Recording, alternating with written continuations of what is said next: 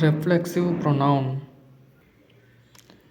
இந்த reflexive pronoun அப்படிங்கிறது ஒரு சென்டென்ஸில் உள்ள சப்ஜெக்டை மறுபடியும் காட்டுறது. அதாவது சப்ஜெக்ட் ஆப்ஜெக்ட் ரெண்டுமே ஒரே மனிதர் அல்லது ஒரே பொருள் அந்த மாதிரி ஒரே விஷயத்தை குறிக்கிறதுக்கு யூஸ் பண்ணுவோம். இந்த வார்த்தைகளெல்லாம் நம்ம ரெஃப்ளெக்சிவ் ப்ரொனவுனில் யூஸ் பண்ணுவோம். இது எல்லாமே செல்ஃப் இல்லைன்னா செல்ஃப்ஸ் அந்த மாதிரி தான் முடியும்.